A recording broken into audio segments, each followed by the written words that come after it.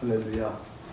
오늘 십자가만 자랑하라, 이런 제목으로 말씀 전하겠습니다. 같이 기도 한번 할까요?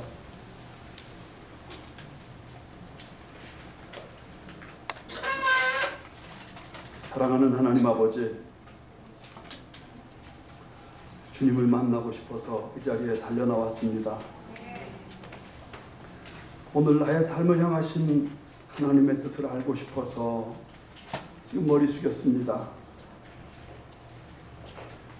여기까지 올 때 가지고 있던 모든 생각들 다 내려놓게 도와주시옵소서.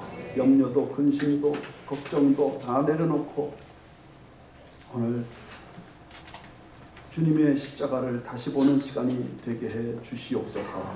예수님의 이름으로 기도하옵나이다. 아멘. 한국의 경로당에 모인 노인 할머니들은 모였다 하면 서로 자랑하느라 바쁘답니다. 그런데 그 중에 제일 많은 자랑은 손주 자랑이랍니다. 근데 남이 자랑하는 건 싫고 내가 자랑하는 건 좋지 않습니까? 그러니까 어떤 할머니가 듣다 못해서 이제 그만하라고, 계속 손주 자랑하려면 돈 내라, 그랬더니 다 입을 다물었답니다. 근데 그 다음날 어떤 할머니가 벌떡 일어나더니 이렇게 말하더래요.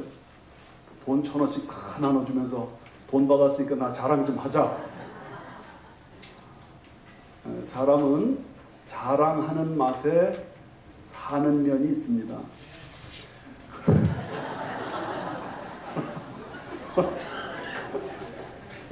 그런데 중요한 건 뭘 자랑하느냐, 이것입니다. 멋진 새로 구입한 자동차를 애지중지하며 그거 자랑하는 분이 있습니다. 새로 구입한 아름다운 집을 자랑하는 분도 있습니다. 아름다운 아내, 멋진 남편 자랑하는 분도 있습니다. 늘 자식 자랑을 못해서 아주 안타까워하는 그런 분들이 있습니다. 공부 많이 한 거 자랑하는 분이 있습니다. 돈 많은 거, 이거 좀 누가 알아주지 않아서 늘 마음이 힘든 분들이 있습니다. 영화 마스크에 보면 주인공 짐 캐리가 커다란 외투를 입고 나오는데 거기서 속에 있는 걸 막 꺼냅니다. 계속 나옵니다. 계속. 이게 다 자기가 가지고 있는 거라는 거죠. 근데 나오는 모든 게 하나같이 다 허접 쓰레기 같은 것들입니다. 현대인들이 얼마나 볼품없는 것 가지고 대단한 것인 양 자랑하며 사는지를 보여주는 한 단면입니다. 아무튼 사람은 무엇을 자랑하든 자랑하는 그것이 그 사람이 어떤 사람인가를 결정해 주는 것입니다. 여러분, 지금은 의학이 발달해가지고 수술을 아주 대단한 것을 받아도 환자 자체는 수술을 받았는지 안 받았는지도 잘 모릅니다. 왜냐하면 마취 기술이 워낙 발달해서. 그 마취 기술의 핵심은 클로로포름이라고 합니다. 근데 그거 발견한 사람이 제임스 심슨이라는 분입니다.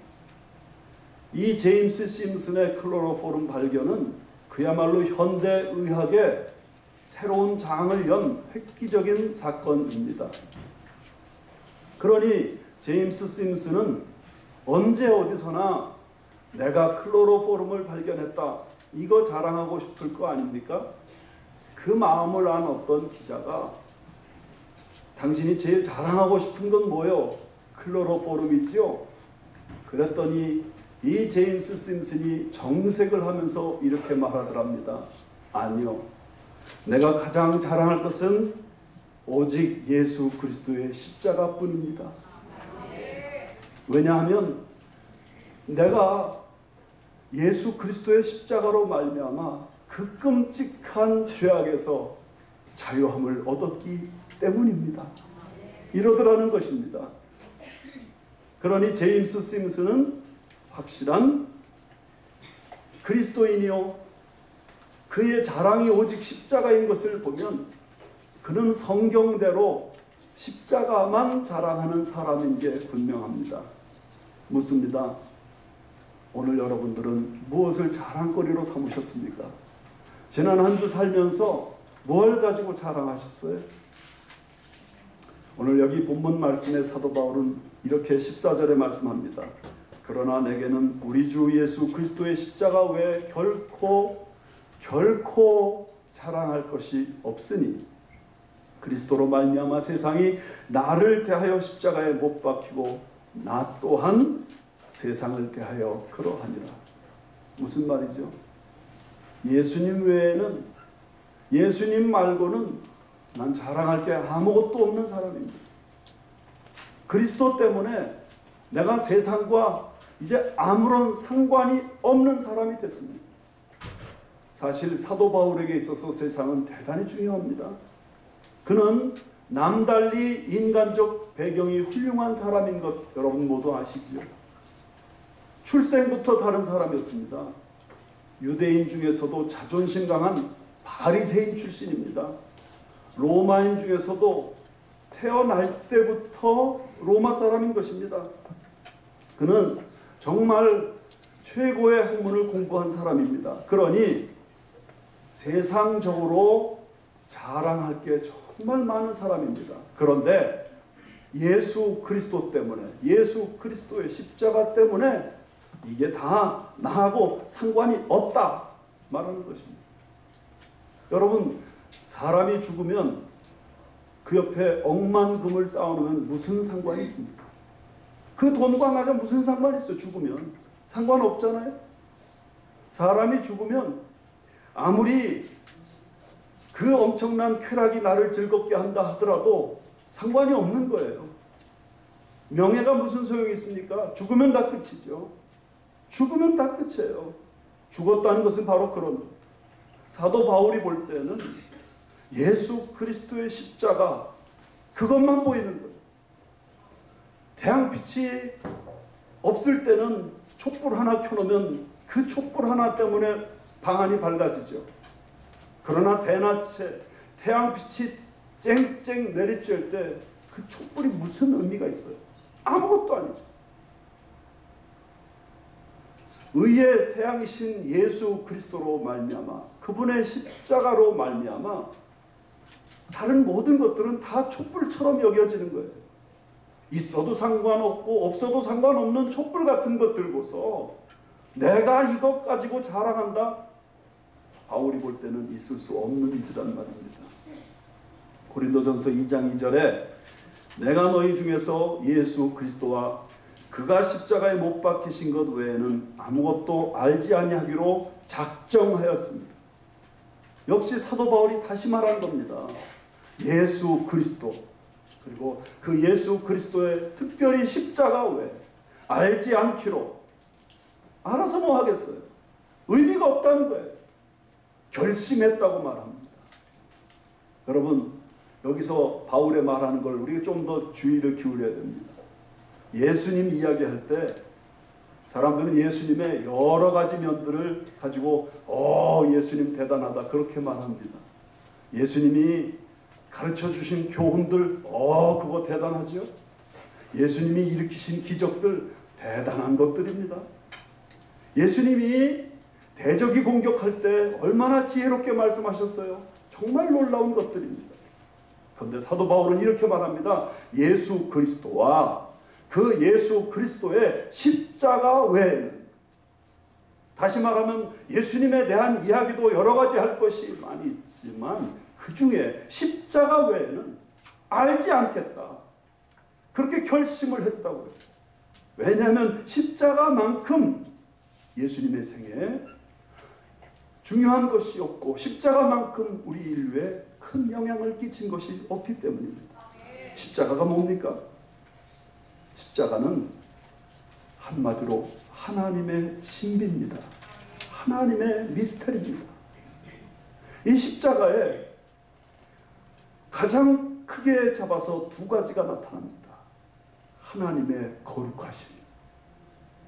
하나님이 얼마나 거룩하신 분인지는 이 십자가를 통해서 알 수 있는 것입니다. 이 십자가를 통해서 또한 하나님이 얼마나 사랑이 풍성하신 분이신지 알 수 있는 것입니다. 신앙생활 좀 하신 분들은 십자가 얘기를 하면 지금도 눈 감고 계시는 분 계신데, 내가 뭐 다 알아. 그거 뭐 다 알아. 네, 지식적으로 다 아시죠. 그러나 저는 목회생활 벌써 20년이 넘는데, 목회생활을 깊이 들어가면 들어갈수록 알 수 없는 것이 십자가라는 사실을 깨닫습니다. 도대체 하나님의 거룩하심의 그 깊이가 얼마나 되는지 잘 모르겠어요. 하나님의 사랑이 얼마나 대단한 것인지 아무리 성경을 읽어도 다 잘 모르겠어요. 십자가는 그야말로 우리 삶의 능력입니다. 그래서 사도 바울은 고린도전서 1장에서 십자가의 도가 멸망 얻는 자들에게는 어질이 썩은 것처럼 보이지만 구원 얻는 우리에게는 하나님의 능력이라 그랬어요. 여러분, 능력입니다. 십자가가 임하는 곳에 변화가 있습니다. 십자가는 우리를 변화시키는 것입니다. 내가 왜 예수 믿는 삶을 산 지 벌써 5년, 10년, 20년, 30년 되는데 왜 이렇게 변화되지 않죠? 십자가 모르기 때문에 그래요. 왜 내 마음의 상처, 어릴 때 받은 그 상처, 그거 아직 해결하지 못해서 계속 내 주변의 사람들에게 아픔을 주고 살죠? 십자가가 뭔지 몰라서 그래요. 예수님 믿는다고 하면서 왜 나는 여전히 세상 쾌락을 탐닉하며 살고 교회 올 때마다 맨날 실패만 보고하고 살죠? 십자가가 뭔지 몰라서 그래요. 예수 믿는다고 하면서도 왜 나는 다른 사람을, 예수님이 나 용서해 주신 거는 알면서도 다른 사람이 나에게 조금 잘못하는 그것 가지고 용서 못하고 다른 사람을 비난하고 공격해야 되는 삶을 살죠? 십자가가 뭔지 몰라서 그래요. 왜 예수 믿는다고 하면서도 그렇게 겸손치 않고 교만하죠? 왜 자기를 그렇게 의롭다고 생각하고 잘난 척하며 살죠? 십자가가 뭔지 몰라서 그래요. 왜 함부로 형제를 판단하고 정죄합니까? 십자가. 그 십자가를 모르기 때문에. 그 십자가를 모르니까 늘 서운한 것만 있고 내가 베푼 것만 생각나고, 십자가를 모르니까 받을 것만 생각하고, 십자가를 모르니까 조금만 삶에 어려움이 생겨도 낙심되고 좌절하고 절망하고. 여러분, 존 스타트 목사님은 십자가와 그 십자가에 죽으신 그리스도를 전하는 것이 기독교의 복음이다 그랬습니다. 다시 말하면 기독교의 복음이란 십자가다. 십자가가 전부다. 그렇게 말씀하시는 것입니다. 만약에 우리가 그 십자가를 알기만 하면 십자가는 나를 변화시킬 것입니다. 십자가를 깨달으면 십자가로 인해, 그 능력으로 인해 내가 새로운 삶을 살 줄 믿습니다. 갈라디아서 2장 20절에 사도 바울이 내가 그리스도와 함께 십자가에 못 박혔나니 그런즉 이제는 내가 산 것이 아니요 오직 내 안에 그리스도께서 사신 것이라. 이제 내가 육체 가운데 사는 것은, 이제 내가 이 땅에서 육신을 입고 이 땅을 사는 삶의 의미가 무엇이냐.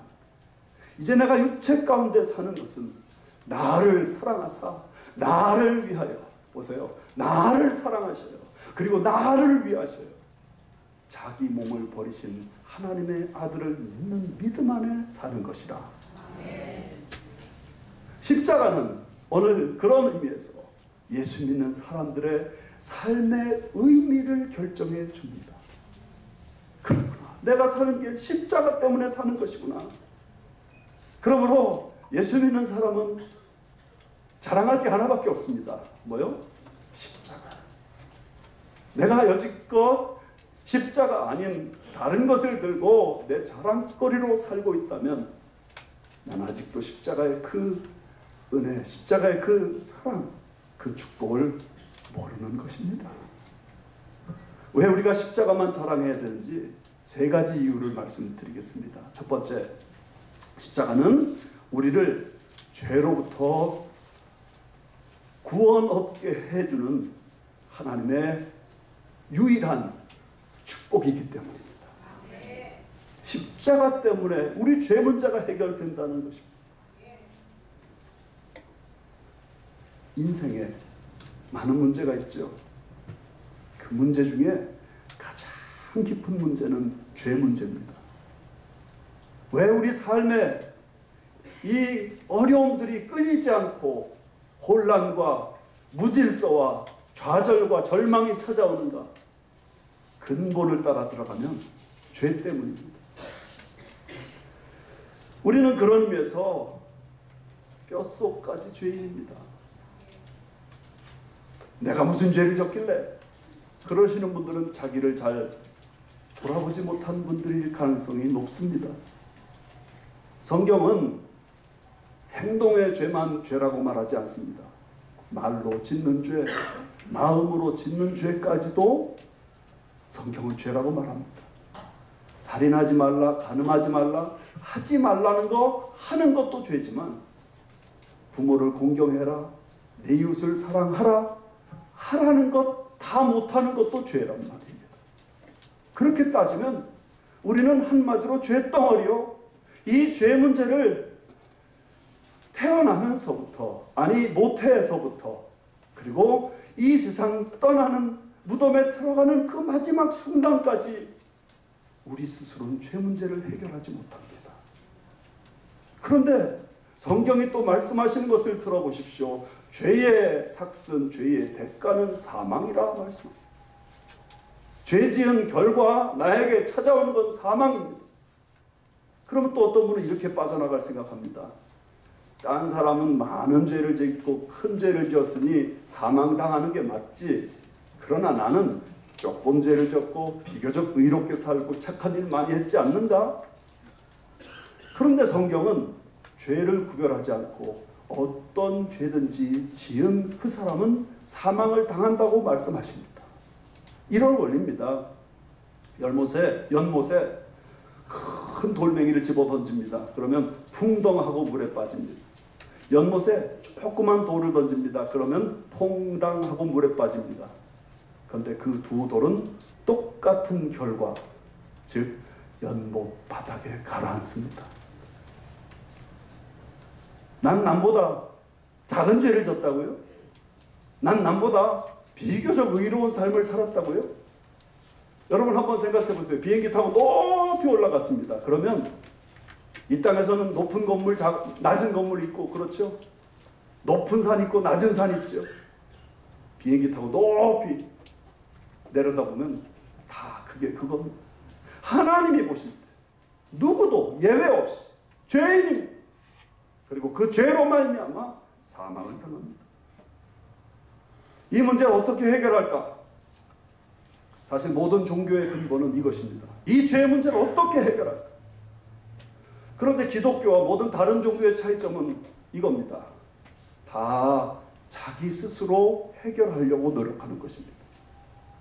선행을 통해서 착한 일 많이 하면 내가 이 죄 문제 해결하려나. 내가 많은 노력을 기울이면 죄 문제 해결하려나. 내가 공로를 많이 세우면 죄 문제 해결하려나. 다 모든 종교가 그렇습니다. 이슬람도 따지고 보면 선행을 통해서 죄 용서받는 것을 원합니다. 유교도 마찬가지입니다. 불교도 마찬가지입니다. 저는 사실 다른 종교들을 비판하는 목사가 아닙니다. 나름의 가치가 있다 생각하고 존중합니다. 그런데 얼마 전 제가 불교의 정말 가장 대표시라고 할 수 있는 성철 스님의 유언을 보고 깜짝 놀랐습니다. 이 성철 스님이 어떤 분이십니까? 수십 년 동안 면벽해서 사신 분이에요. 그저 생쌀 드시고 좁쌀 드시고 그러면서 버티신 분입니다. 이분만큼 고행하며 수행을 위해 노력하신 분이 없으셔요. 그래서 불교인들 뿐만 아니라 일반 종교인들, 아니 일반인들까지도 대단히 존경하는 분이 성철 스님이에요. 근데 그분이 돌아가시기 직전 마지막 유언에 글로써 이렇게 남기셨어요. 내 죄는 산보다 높고 바다보다 깊은데 내 어찌 감당하랴. 내가 80년 동안 포교한 것은 헛것이로다. 우리는 구원이 없다. 죄값을 해결할 자가 없기 때문이다. 내 인생을 잘못 선택했다. 나는 지옥에 간다.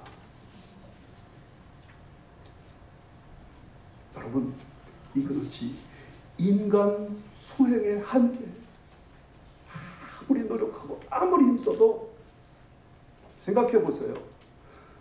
일본과 한국 사이에 있는 대한해협은 조어련 선수가 건넜습니다. 대단히 수영을 잘하는 사람이니까 건넜죠. 그러나 그런 조어련 선수라 하더라도 태평양 바다를 건널 수는 없지 않겠습니까? 마찬가지입니다. 어떻게 의롭게 산 사람이라 하더라도 하나님이 요구하시는 그 기준을 맞출 수 있는 의로운 삶을 산 사람은 아무도 없어요. 심지어 석가모니 부처님도 그런 말씀을 하신 것을 제가 최근에 자료에서 찾았습니다. 불교의 경전 중에 나마다경이라는 것이 있는데 이 석가모니 부처님의 예언적인 말씀을 모아놓은 글입니다. 거기 38장 8절에 이런 글이 있습니다. 하시야 소래 오도 무유 등지. 하시야 소래 오도 무유지 등야. 무슨 뜻이냐면 언젠가 예수께서 오시면, 야소가 예수예요. 언젠가 예수가 오시면 내가 깨달은 도는 기름 없는 등과 같이 쓸모없게 된다. 언젠가 예수 오시면 내가 깨달은 도는 기름 없는 등과 같이 쓸모없는 것이 된다. 예수님이 이 땅에 오시면 석가모니가 깨달은 게 기름 없는 등과 같다는 거예요. 기름 없는 등으로 무슨 불을 비추실 겁니까? 아무리 노력해도 그것만은 안 되는 거 아닙니까? 그런데 놀랍게 하나님의 아들 예수 그리스도께서 이 땅에 오셨습니다. 그리고 십자가에 못 박혀 죽으셨습니다. 그리고 누구든지 그 십자가를 바라보고 그 십자가를 의지하기만 하면 구원을 얻게 해 주십니다. 여러분, 여러분이 가지고 있는 가장 깊은 문제가 죄 문제입니다. 그 문제를 어떤 방법으로도 해결할 수 없습니다. 예수님이 해결해 주셨습니다. 그러니 예수 믿는 사람이 확실하다면 그 사람이 이 세상에서 유일하게 자랑할 수 있는 건 오직 예수 그리스도의 십자가입니다. 할렐루야.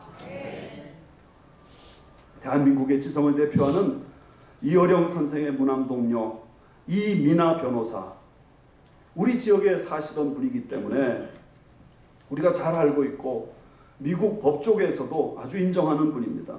이분이 최근에 목사가 되셨습니다. 이분은 어렸을 때부터 내 인생은 내가 책임진다, 그런 신조로 살아왔습니다. 공부면 공부, 일이면 일, 모든 것 완벽하게 해내는 소위 모범생 중에 모범생이었습니다. 그 모범생들이 가지는 일반적인 마음, 그도 가지고 있었는데 자부심과 오기입니다. 자부심과 오기로 똘똘 뭉쳐가지고 내 인생은 내가 알아서 한다, 내 인생은 내 손 안에 있다, 이런 분입니다. 그런데 이분에게 불행이 닥칩니다. 결혼 생활이 깨지고 실명의 위기를 맞습니다. 눈을 상실할 뻔했습니다. 암으로 투병합니다. 하나 낳은 아들이 자폐를 겪다가 죽습니다. 이런 기구하고 박복한 인생을 살게 됩니다. 그러는 와중에 이분이 예수님을 만납니다. 그러면서 인생 일대 변화를 겪습니다. 그분이 이렇게 고백합니다. 죽음의 문턱에까지 가서야 예수님의 십자가를 발견했습니다. 근데 나 자신이 죄인임을 깨닫고 나를 위해 죽으신 예수님의 십자가를 깨닫는 순간 평안과 기쁨이 나를 덮쳤습니다. 이제 하나님의 나라를 맛본 사람이 되니까 어떤 유혹과 죽음의 그늘에서도 흔들리지 않게 되었습니다. 예수님의 십자가를 깨달았더니 평안과 기쁨이 덮쳐가 버렸죠. 사진에서 그분의 모습 너무 아름답고 깨끗한 모습. 인생의 모든 문제 내가 해결할 수 있다고요? 아직 인생이 뭔지 몰라서 그래요. 어떤 것도 내 힘으로 되질 않아요. 그런데 십자가에 못 박히신 예수 그리스도께 나오면 평안과 기쁨으로 덮쳐주시고 문제 해결해 주실 줄 믿습니다. 그러기에 우리는 예수 믿는 사람은 십자가만 자랑합니다. 할렐루야. 두 번째, 십자가는 우리가 세상 살아가는 힘을 얻게 하기 때문에 십자가만 자랑합니다. 살면 살수록 인생이 힘들다는 느낌을 받습니다. 살기가 얼마나 힘듭니까? 하루하루가 전쟁과 같습니다. 갈수록 쫓기는 삶에 피곤하고 지치고 곤고합니다. 이민생활자들은 한국의 사람들이 상상도 못하는 특별한 어려움을 갖고 이 땅에서 갑절 이상의 고통과 스트레스를 안고 생활합니다. 그러다 보니까 점점 자신감이 사라집니다. 두려움이 찾아옵니다. 불안하고 걱정스럽습니다. 남모르게 마음에 우울증을 앓게 됩니다. 그 가운데 어떤 사람은 우울병까지 돼서 회복이 안 되는 사람이 있습니다. 이럴 때 우리에게는 이 세상을 힘있게 살아갈 수 있는 어떤 에너지가 필요합니다. 우리를 벌떡 일어나게 하는 힘이 필요하고요. 기죽지 않고 살아가게 하는 힘이 필요하고요. 자존심을 되살려주는 힘이 필요하고요. 비틀거릴 때마다 나를 붙들어주는 어떤 힘이 필요하고요. 어떤 형편 가운데서도 감사할 수 있게 만들어주는 힘이 필요해요. 그런데 문제는 내 안에 그 힘이 없다는 거예요. 어떻게든지 내 안에서 그 힘을 좀 끄집어내려고 박박 긁어보는데 소리가 바가지 긁는 소리밖에 안 나요. 바가지 긁는 소리밖에 안 나요. 박박박박. 아무것도 나올 게 없는. 이럴 때 어떻게 해야 됩니까? 내 안에 힘이 없으니 내 밖에서 힘이 들어와요. 힘들어서 지쳐있는 남편에게 아내가 여보 요즘 힘들지? 힘내요. 이 한마디가 얼마나 힘이 됩니까? 가정의 일들 뒤치다꺼리 하면서 경제적인 어려움을 극복해 보려고 그렇게 애를 쓰는 아내에게 없는 것 가지고 생활해 보려고 몸부림치는 아내에게 여보 힘 좀 내. 괜찮아. 내가 더 열심히 해볼게. 이런 남편의 한마디가 얼마나 힘이 됩니까? 아내가 또 남편이 뿐만 아닙니다. 자녀가 부모가 아빠 힘내세요. 얘야 힘내라. 이 한마디가 얼마나 힘이 되냐면 우리 속에 힘이 없기 때문에 뭔가 힘이 밖에서 와야 돼. 그런데 이 힘 중에 사람이 주는 힘도 귀하지만 그 힘이 한계가 있고 내 깊은 마음의 고통을 다 덜어내기는 어렵단 말이죠. 그런데 예수 그리스도의 십자가를 바라보십시오. 그럴 때 왜요? 예수님 십자가 못 박히시면서 이렇게 말씀하시잖아요. 그래 수고하고 무거운 짐진 자들아 다 내게로 오라. 내가 내 어려움을 안다. 이게 십자가잖아요. 그러므로 내가 십자가를 바라보면 그 십자가 때문에 힘을 얻는다. 예수 그리스도는 어제나 오늘이나 영원토록 동일하십니다. 십자가에서 우리를 사랑하시는 그 사랑은 단 한순간도 흔들림이 없습니다. 변함이 없습니다. 그러므로 십자가를 붙잡고 십자가를 바라보면 내가 어떤 고통의 깊이에 빠져 있다 하더라도 다시 일어날 수 있는 줄 믿습니다. 우리가 잘 알고 있는 이 로스앤젤레스에 사셨던 안희숙 사모님, 그분은 신사참배하다가 감옥에 5년 6년 그 고통스러운 감옥살이를 사셨습니다. 얼마나 힘들었는지 그 감옥 생활하면서 손톱이 다 빠져버렸어요. 얼마나 힘들었는지 온몸이 기형으로 비틀려 버리고 말았어요. 그 비참한 감옥 생활 속에서 안희숙 사모님은 승리의 삶을 삽니다. 그래서 쓴 책이 죽으면 죽으리라. 그 감옥 속에 그 고통스러운 상황 속에서 운명을 저주하고 낙심하고 절망해도 부족할 텐데 오히려 주변 사람들에게 끊임없이 복음을 전해서 감옥에 같이 갇힌 죄수들을 전도해서 예수 믿게 만들었어요. 그분이 이런 말씀하세요. 나는 한 번도 내가 힘들어서 온 적은 없습니다. 그 고통이 힘들지 않았다는. 그러면 무엇 때문에 울었느냐? 예수 그리스도의 십자가 때문에. 밤새도록 주위에 오들오들 떨면서도 잠 못 자면서도 십자가만 생각하면 마음에 감격이 용솟음 쳐올랐다는. 주 예수 날 사랑하시니 즐겁고도 즐겁도다. 주 예수 날 사랑하시니 나는 참 기쁘다. 너무 좋아서 눈물이 마를 날이 없었답니다. 여름에는 그런 대로 견딜만 했는데 겨울에는 이 눈물이 흐르면 곧바로 얼어버렸대. 그래가지고 진물이 난다. 그런데도 눈가에 눈물이 더덕더덕 붙어도 그 예수님의 사랑만 생각하면 감격하며 울고 또 운 것이 안희숙 사모님의 감옥 생활이었답니다.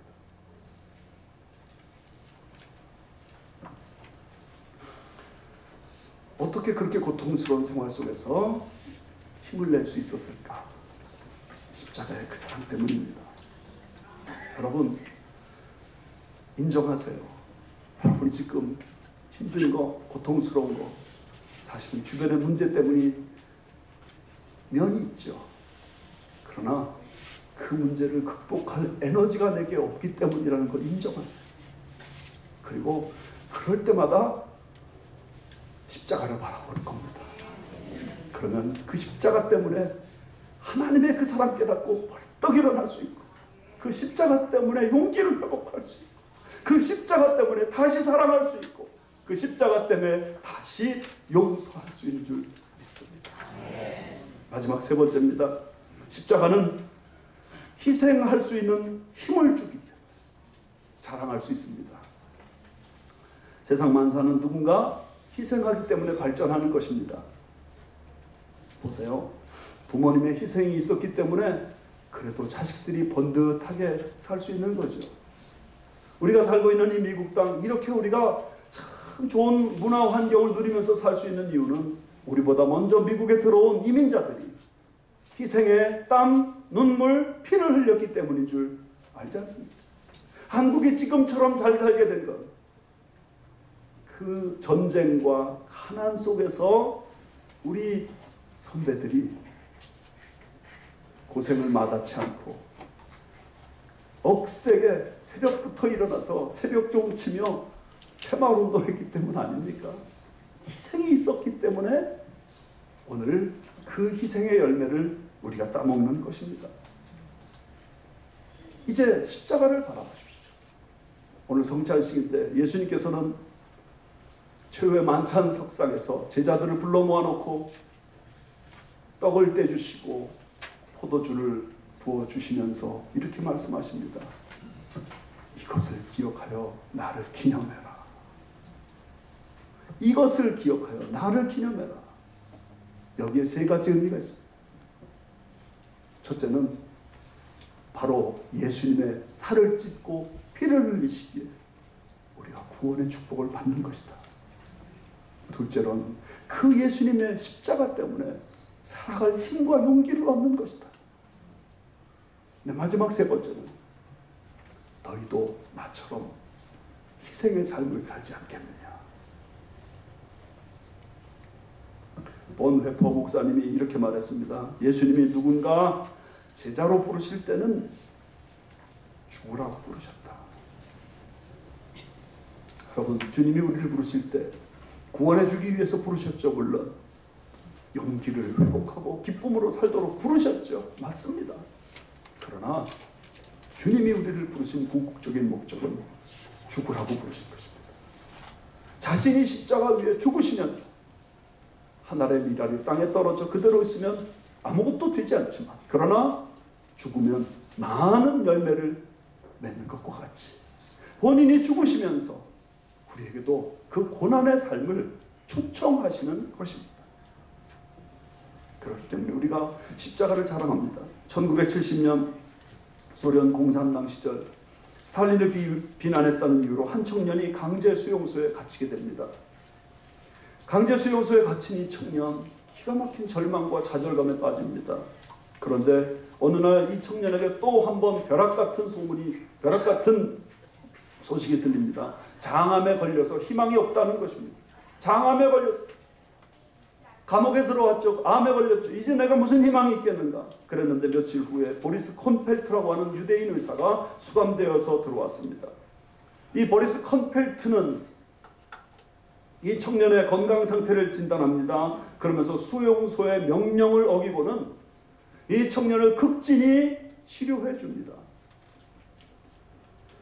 그때 이 청년이 의사에게 묻습니다.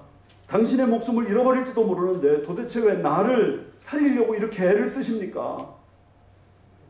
보리스 콘펠트가 그때 말합니다.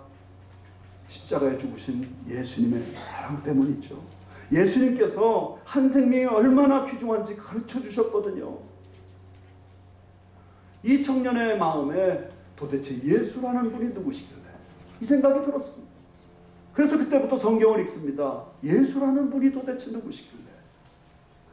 그 보리스 콘펠트가 노력해서 이 청년은 병을 고쳤고, 그런데 안타깝게도 며칠 후에 간수가 이 청년에게 와서 이렇게 말합니다. 그 청년 치료해 주던 의사가 청년을 치료해 준 것이 탄로 나서 조금 전에 처형당했다. 그 얘기를 합니다. 이 청년이 그때 정말 피눈물을 쏟습니다.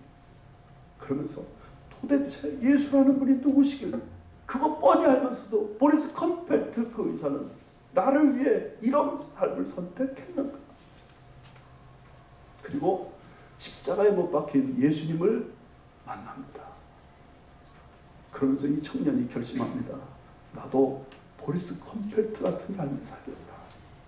고통당하고 어려운 이웃들을 위해 내 삶을 바치겠다. 1974년 이 청년이 서방세계로 추방당합니다. 그리고 그 수용소에서의 글들을 기록으로 남깁니다. 그 기록이 수용소 군도라는 책으로 출판되고, 그것 때문에 이 청년이 노벨 문학상을 탑니다. 바로 솔제니친입니다. 십자가의 사랑과 희생이 소망 잃고 좌절하던 한 청년을 살렸고, 그 십자가 때문에 살아난 이 청년이 또한 그 억눌린 사람들을 위해 살았고, 그 결과, 그 열매를 지금 저 소련 지역에 살고 있는 사람들이 따먹고 있는 것입니다. 그러니 이것만큼 세상에 위대한 일이 어디 있습니까? 여러분, 나를 구원해 주신 예수 그리스도의 십자가를 자랑하십시오. 오늘도 내게 힘 주시는 예수 그리스도를 자랑하십시오. 그 자랑을 입 닫고 살지 마세요. 뿐만 아니라 오늘 나의 삶의 방향을 인도하시고 희생의 삶을 자원하게 하시는 예수 그리스도를 자랑하십시오. 그래서 하나님이 더 기뻐하시는 삶을 살고 더 축복이 넘치는 삶으로 우리 모두 인도받길 바랍니다. 다 같이 기도합시다. 하나님 아버지, 우리에게 십자가의 사랑을 가르쳐 주시옵소서. 다시 용기를 낼 수 있도록 도와 주시옵소서. 주여, 용서할 수 있도록 은혜를 내려 주시옵소서. 우리도 예수님처럼 희생할 수 있도록 은혜 내려 주시옵소서. 예수님의 이름으로 기도드려옵나이다.